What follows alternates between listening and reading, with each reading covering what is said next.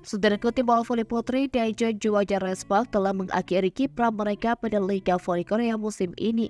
Perjalanan Respak berakhir usai bertanding sampai laga penentu melawan Asian Hongkong Live Pink Spider pada babak playoff. Bola voli Indonesia, Megawati Agnesri Pertiwi juga berhasil mengantarkan tim asal Daejeon Korea Selatan meraih pencapaian terbaik dalam kurun 7 tahun terakhir. Mereka akhirnya mampu berlaga ke kompetisi musim semi lagi setelah terakhir kali pada edisi 2016-2017.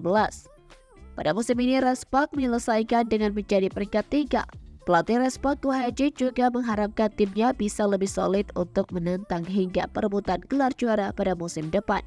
Dia mengakui ada dua sisi yang masih harus diperbaiki Respak usai menelan kekalahan 0-3 dari Pink Spider pada Selasa 26 Maret 2024. Namun di luar itu, 5 pemain inti tim berjuluk Red Force itu akan berstatus agen bebas pada bursa transfer Liga Voli Korea musim ini. Termasuk 2 pemain asing mereka yakni Megawati dan Giovanni Milana yang hanya mendapatkan kontrak 1 musim.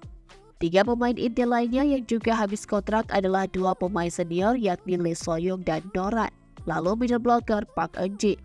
Ini menjadi tantangan bagi para petinggi Respak apakah bisa menahan mereka semuanya. Pasalnya para pemain Respak telah mampu menunjukkan chemistry yang baik pada musim ini. Jika melihat ke tim lain, salah satu rival Respak yakni Hwasong Imiga Altos telah mengakhiri kerja sama dengan 2 pemain asing mereka. Opposite asal Amerika Serikat Brittany Abercrombie dan setter asal Thailand Quet Pat Porpat tak lagi diperpanjang kontraknya.